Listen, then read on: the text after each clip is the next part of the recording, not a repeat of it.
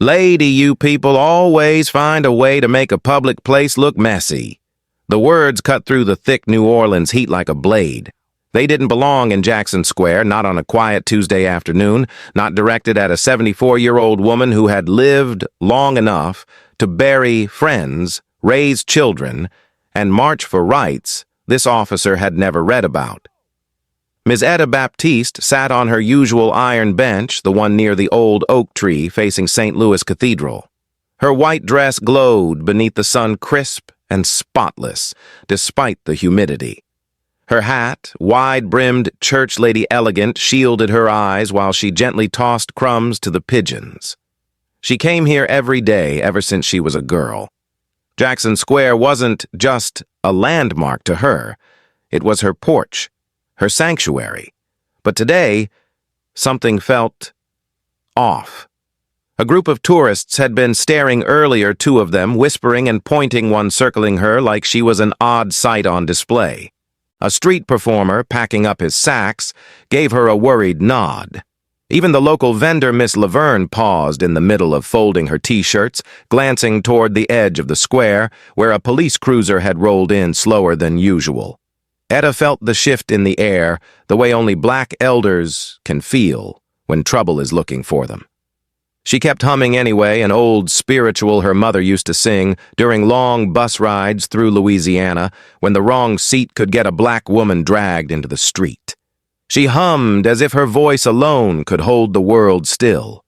But then, the shadow fell over her. Officer Kyle Miller, barely in his mid-20s, stood towering above her with one hand on his belt buckle, the other resting on a nightstick, like he wished for an excuse to use it. His sunglasses hid his eyes, but not his attitude. He looked at her the way some folks look at an item they've already decided to throw out.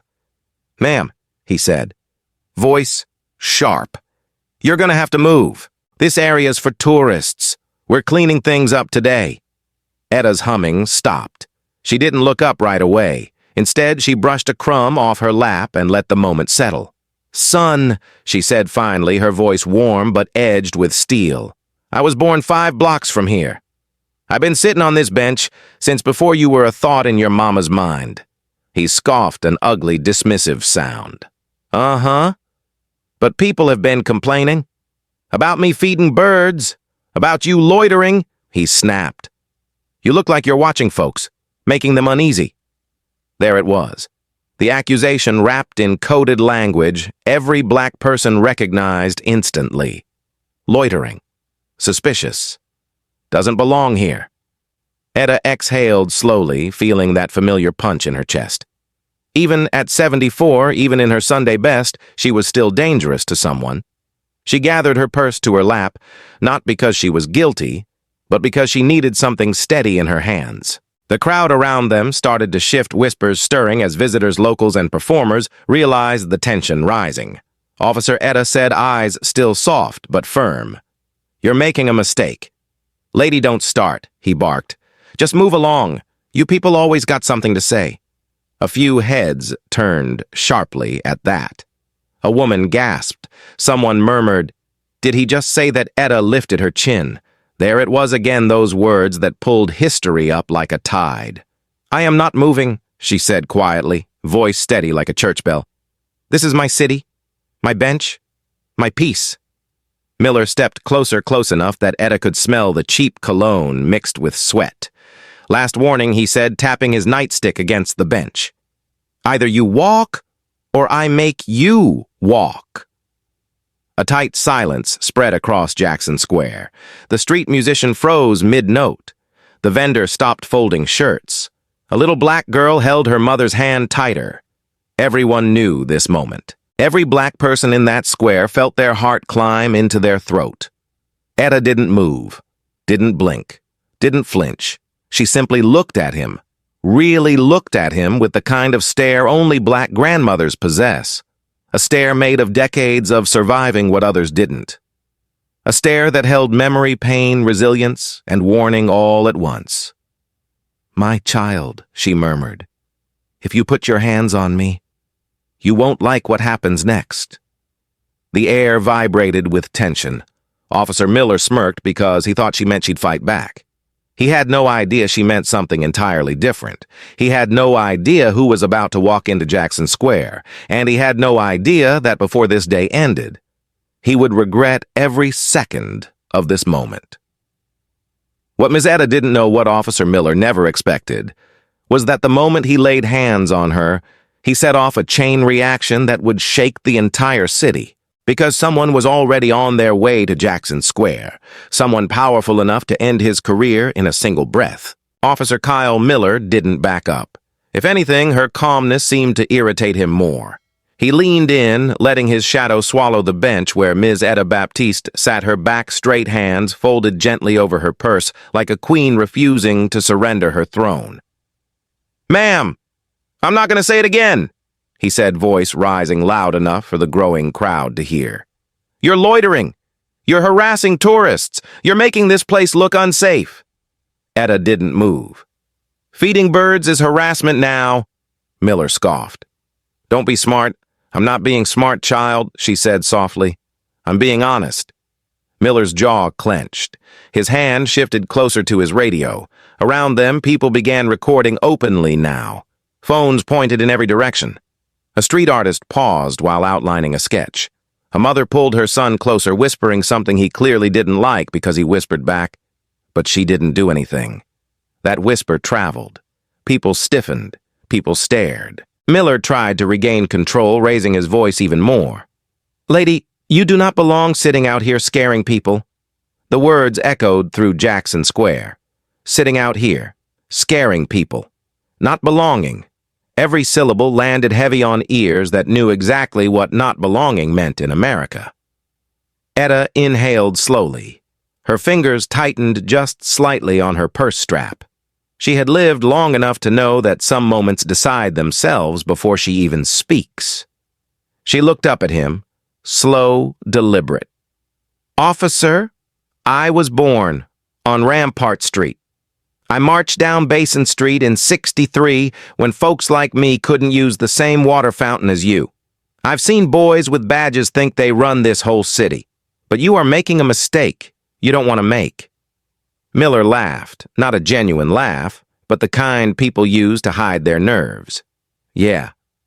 And what's that supposed to mean?" "It means she said you don't know who you're talking to."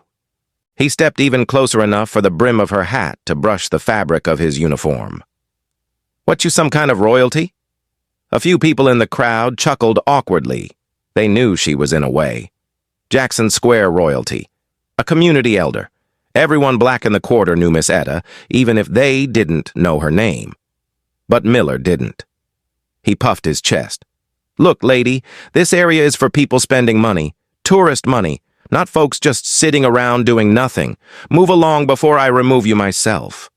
That sentence hit the crowd like cold water. Several gasped. A young man muttered, "Here we go," under his breath. Etta felt heat creeping into her chest, not anger, not fear, but something older, something inherited, something she thought she'd left behind in another decade. She opened her purse, slowly retrieving a small folding fan. She snapped it open flap and began fanning herself calmly. "Young man," she said, "I'm going to ask you one time. Only one. Back up and let me enjoy my afternoon." Miller didn't listen. He never even considered listening. Instead, he reached down and snatched her cane off the ground. The cane her late husband carved by hand. The cane she needed to stand. The cane that had survived 2 hurricanes, but might not survive this officer's grip. He held it in his fist like a piece of trash, tossing it a few feet away. It landed in the grass with a dull thud, rolling until it hit the root of the oak tree. The crowd erupted. "Hey, man, what is that? She's an old woman. Put that back." But Miller kept going, reaching next for her purse. Etta clutched it tighter. "Don't you touch my—" He yanked it so hard it nearly pulled her off the bench. The force made her pearls swing across her chest. He dumped the contents across the pavement, pink peppermints, bouncing family photos, scattering her worn Bible, flipping open on the concrete. A hush fell. A hush so thick it made Miller's next words sound louder than he intended. "Look at this mess. You're cluttering the place. Stand up. You're being detained. Etta didn't bend down to gather a single thing. She didn't plead. She didn't raise her voice. She simply lifted her chin and stared straight through him, not at him. Around them, phones rose higher. A little black girl standing beside her father whispered, "Daddy." Why is he doing that to her? The father's face tightened with something familiar. Rage mixed with helplessness. Miller grabbed Etta's arm. Her voice dropped to a whisper only he could hear. "Baby, you should walk away right now." He smirked again. "Or what, you gonna hit me with your purse?" "No," she said. "But my son will handle you." That sentence landed differently. Something flickered across Miller's face. Confusion, amusement, disbelief. He clicked one cuff onto her wrist. "Well," he said, "I can't wait to meet." But he wouldn't finish that sentence. He had no idea that in just a few minutes, the most powerful man in New Orleans would walk straight toward him. As Officer Miller yanked her upright and the crowd gasped, Ms. Etta whispered, "My son will handle you." Miller smirked, clueless. But before he could finish his taunt, an engine roared, loud, sharp, unstoppable, racing straight toward the square. Someone important had just arrived. Officer Kyle Miller tightened the cuff around Ms. Etta Baptiste's wrist with a sharp click that echoed off the cathedral walls. It was the kind of sound that made every black person in the square tense their shoulders, as if history itself was replaying in real time. The Tuesday sun beat down harder, the New Orleans air thickening with that familiar cocktail of heat disbelief and rising anger. "Stand up," Miller ordered, tugging her arm like she was luggage instead of a 74-year-old woman. Etta didn't flinch. She didn't even blink. Her spine stayed straight as a hymn. "You already took my cane," she said quietly. "You expect me to fly? Don't get smart," he snapped again. That was becoming his favorite line. A woman in a Saints jersey stepped forward. "Officer." "She can't stand without that cane. Ma'am, step back. For your safety." Her safety, the woman shot back, is what you should be worried about. Miller ignored her. He always ignored the voices he didn't want to hear. He grabbed Etta's purse again, shaking out the last items like he was searching for contraband.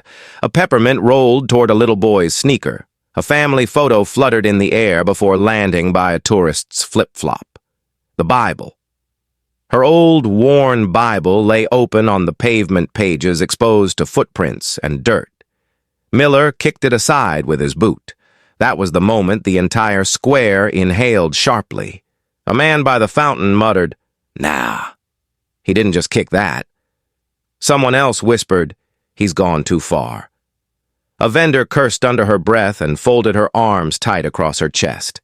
Etta's eyes lowered to the Bible, then slowly rose back to Miller's face.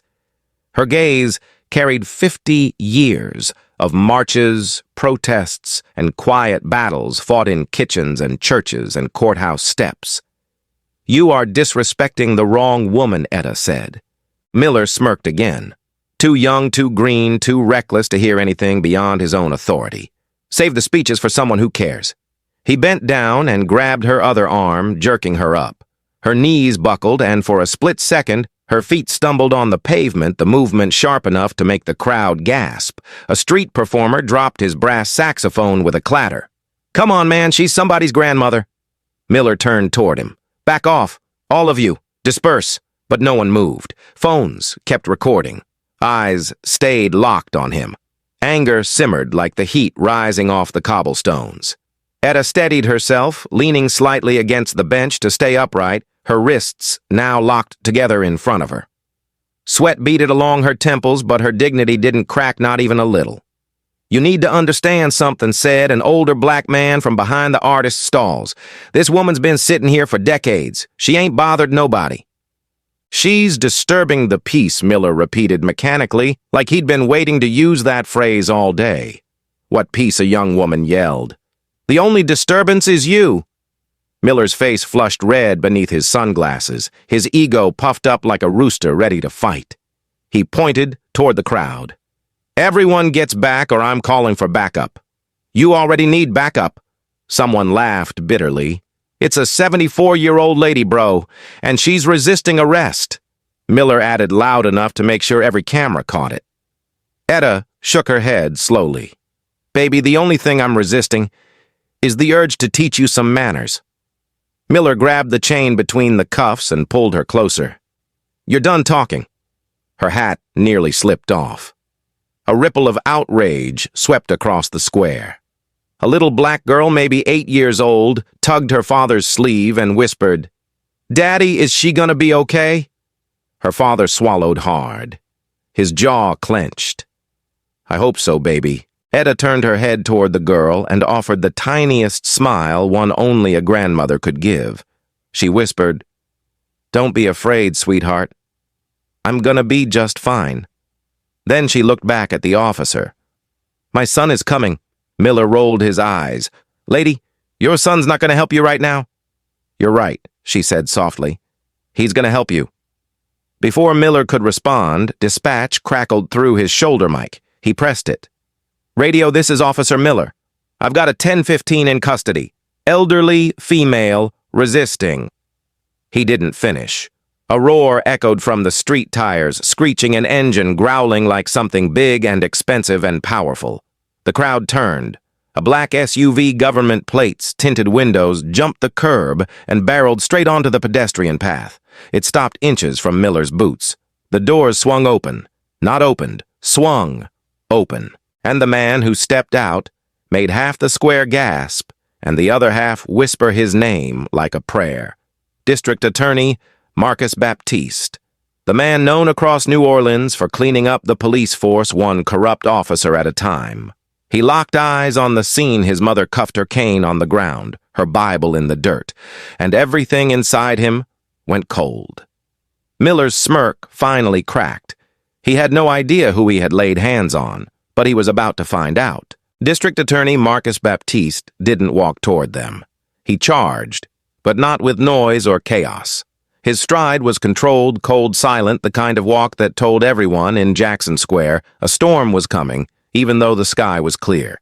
His tailored suit, dark as river water, didn't move much as he paced forward.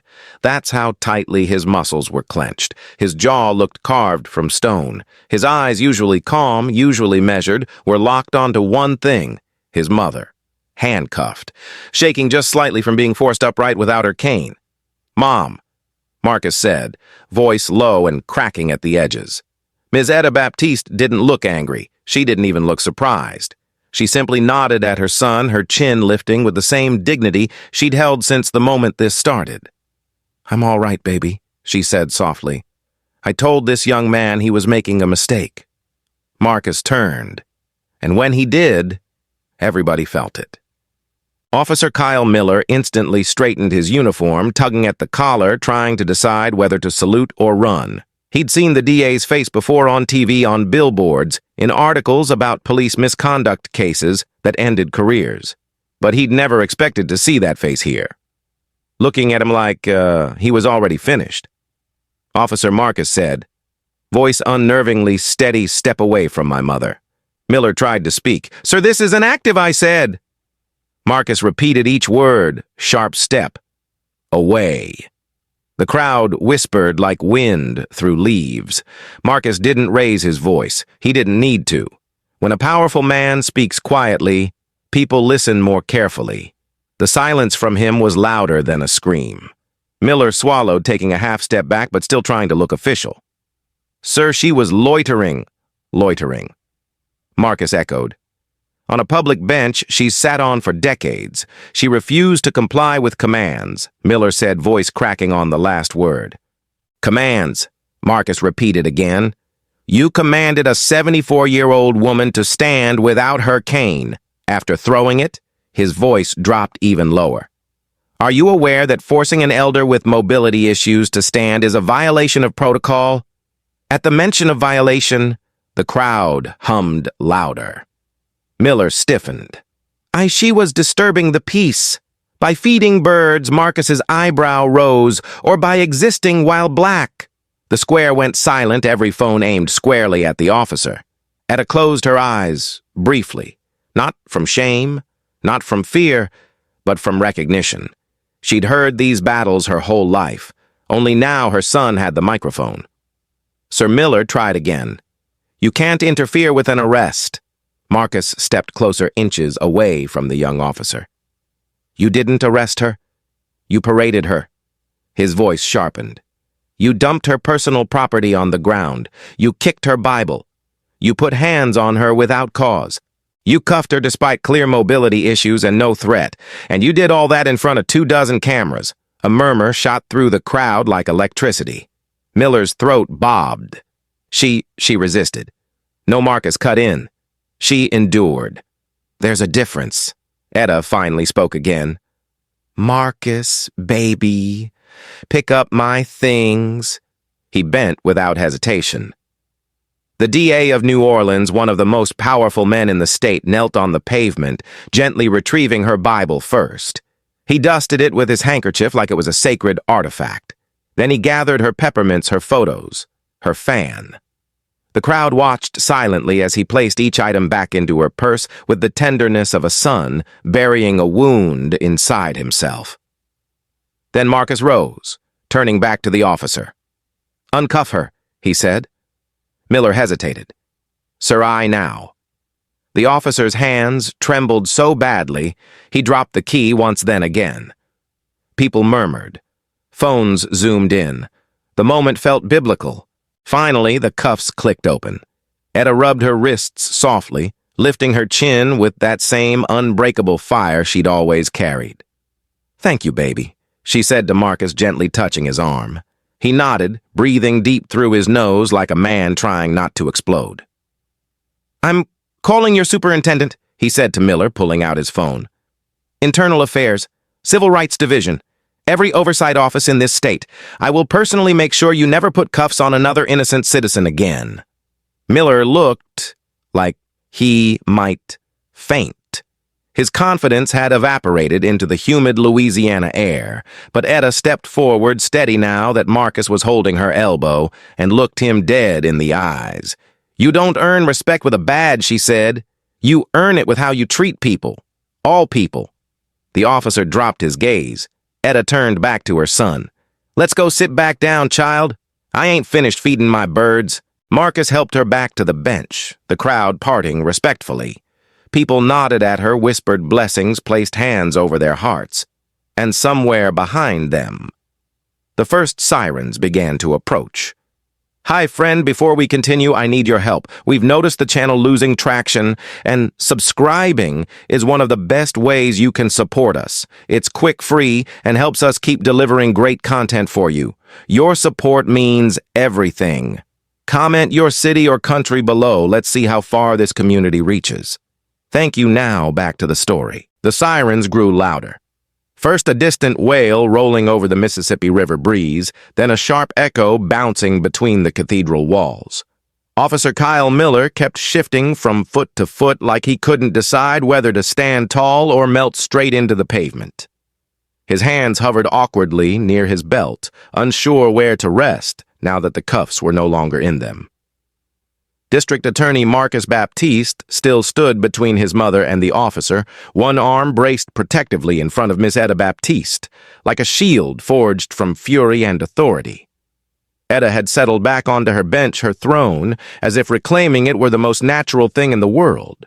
Her hat was tilted just slightly from the scuffle, and Marcus reached over to straighten it in the tender way only a son could. She patted his hand once, reassuring him, even though she was the one who had needed help minutes earlier. Across the square, the crowd had grown larger. Tourists, artists, locals, even a couple of street preachers had drifted closer, drawn by the tension. Phones stayed up steady and unwavering. Every camera was locked on the unfolding scene, as if the square itself had become a stage. A sudden hush fell. The first police SUV pulled up, fast tires crunching against the brick path, emergency lights sweeping red and blue across every face. The door swung open and out stepped Superintendent Raymond Cormier, the highest-ranking law enforcement official in New Orleans. A big man, with a heavy voice and a reputation for keeping the city in order, he scanned the scene like someone flipping through a book he already knew ended badly. What he said slowly is going on here. Miller immediately tried to talk over the lingering sirens. Sir Superintendent, this woman was loitering and she was resisting. Cormier lifted a hand. Just one. That was all it took to shut Miller up. Then the superintendent's gaze landed on Marcus. Recognition flickered instantly. His posture shifted from authoritative to respectful. "Etta Baptiste," he said. "We didn't know you were on site." "I wasn't," Marcus replied. "But I got a call, and when I heard it was Jackson Square, when I heard an older woman was being detained without cause, I had a feeling." His eyes dropped pointedly to the cuffs still dangling from Miller's belt. Cormier let out a slow breath.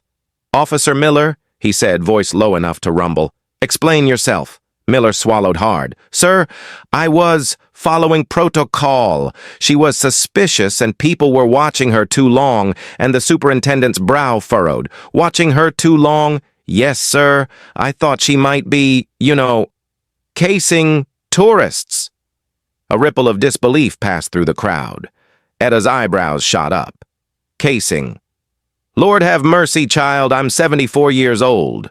What you think I'm gonna do, outrun your tourists with my cane and church shoes?" Several bystanders chuckled softly. Even the superintendent's lip twitched, though he contained it quickly. Cormier turned back to Miller. "Do you know who this woman is?" Miller blinked. "Sir, that is Ms. Etta Baptiste," the superintendent said, enunciating every syllable like he was reading scripture. "Civil rights organizer, long-time community leader, and mother of the District Attorney of New Orleans." Miller looked like someone had unplugged his spine. The crowd murmured louder now, some in shock, others in vindication. People started whispering to each other. "That's Ms. Etta. I knew she looked familiar. She marched with my aunt back in the day. That cop messed with the wrong family." Cormier turned fully toward Marcus. "Mr. Baptiste, I'm deeply sorry for this." Marcus nodded but didn't soften. "Apologies don't uncuff my mother earlier. Apologies don't pick up her Bible. Apologies don't erase what this crowd saw." His voice was calm, but the calmness felt dangerous, like the air right before a hurricane hits land. Etta gently squeezed his arm. "Baby, don't let anger drive you. Just handle it." Her voice, warm and steady, grounded him. Marcus looked at her, really looked, and nodded once. Then he addressed Miller directly. "You humiliated a senior citizen. You put hands on a woman who posed no threat. You escalated when she stayed calm. And worst of all, you judged her. Not by her actions, not by her behavior, not by her words." His voice dropped quieter, but by the color of her skin and where she chose to sit on her own city's bench. The silence that followed was heavy. Marcus continued. "I'm filing a formal misconduct report. Effective. Immediately. You're relieved of duty pending an internal investigation." Miller's face drained of color. "Sir Etta Baptiste, please, I didn't know." "That's the problem," Marcus said. "You didn't know, you didn't ask, you didn't care." He stepped aside just enough to reveal Etta sitting tall and composed, her purse neatly tucked back into place, her Bible resting gently in her lap like the crown she'd always carried. "You looked at her," Marcus said, and saw a problem. He pointed to the crowd. "They look at her and see a pillar." The superintendent nodded gravely. "Officer Miller, hand over your badge and sidearm."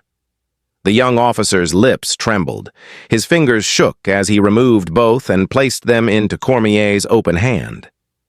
The square was silent as a church at midnight. Miller lowered his head. Etta watched him, not with bitterness, not with triumph, but with a strange sadness. Because she had lived long enough to know moments like this didn't just break a man, they revealed him. And the reveal was never gentle. The square was so quiet, you could hear the pigeons land. Officer Kyle Miller stood, frozen hands empty now that his badge and sidearm were gone. The humid New Orleans breeze barely touched him. Shame held him completely still. District Attorney Marcus Baptiste didn't move either. Not until he was sure his mother, Ms. Etta Baptiste, was settled and steady on the bench. Only then did he straighten his shoulders and turn back toward the superintendent. Superintendent Cormier Marcus said, "I'll need all body cam footage from the moment Officer Miller stepped out of his cruiser." Cormier nodded sharply. "Already requested." "And the footage from the surrounding cameras," Marcus added. "Jackson Square has at least 4 angles. Those 2, Cormier confirmed. His voice had shifted, less authoritative, more solemn. Marcus wasn't done. To be clear, he said loud enough for everyone to hear, this isn't just an issue of one officer's bad judgment. This is about the choices he made because he thought no one would care, because he thought no one was watching. His gaze swept across the crowd, locals, still filming tourists, frozen in place, street artists gripping their chalk and canvases. But somebody was watching, Marcus continued. And not just today. A soft murmur spread through the square. Marcus turned his phone so the superintendent could see the screen. Internal Affairs has been investigating Officer Miller for several weeks. Complaints were filed by multiple residents, black residents, about unnecessary stops, intimidation, and misuse of authority. Miller's head jerked up. "Sir, those were misunderstandings. None of those complaints stuck." "They will now," Marcus said simply. Cormier's jaw tightened. "Baptiste. Why wasn't I notified sooner?" "It wasn't ready," Marcus answered. "And I needed evidence. Today. Today gave us more than enough." Etta looked up at her son, pride and sorrow tangled together in her eyes. "You always did know how to get to the truth," she murmured. Marcus gave her a soft nod before turning back to Miller. "Officer?" He said, tone even, but icy racism isn't always loud. It isn't always shouted. Sometimes it's in the decisions you make without thinking, the people you target, the assumptions you carry, the fear you project onto innocent folks. Miller's throat tightened. "I didn't mean—" "Yes, you did," Marcus said quietly. "Because meaning doesn't matter nearly as much as impact." The crowd hummed in agreement. The superintendent stepped beside Marcus. "Officer Miller, until the investigation is complete, you are suspended without pay.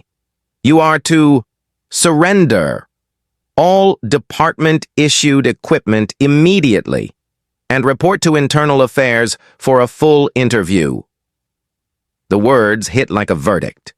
Miller's face broke not into anger but into something hollow, something that looked a lot like guilt finally sinking in. Etta watched him closely. "Son," she said gently, "you have a long road ahead if you want to learn how to treat folks right." Her tone wasn't cruel. It wasn't even sharp. It was the tone she used on stubborn children who might still be saved. The officer looked at her eyes, glassy. I'm sorry," he whispered. "Ma'am, I wasn't trying to—" "You weren't trying to see me," Etta replied. That was the problem. The weight of that truth slumped his shoulders farther. 2 more officers approached cautiously, escorting Miller a few steps back so the superintendent could brief them on procedure. A small crowd followed with their phones still recording. Then Marcus exhaled slowly, like he'd been holding his breath since he first stepped out of the SUV. He crouched in front of his mother again. "You sure you're all right?" "I'm fine, baby," she said. "I've been through worse than a misguided young man with a badge." Marcus smiled sadly. "Doesn't make it okay." "No," she agreed. "But you handled it, and that's what matters." He sat beside her on the bench for a moment.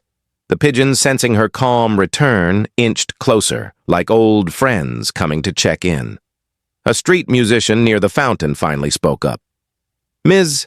Etta, you need some water, a chair cushion, something."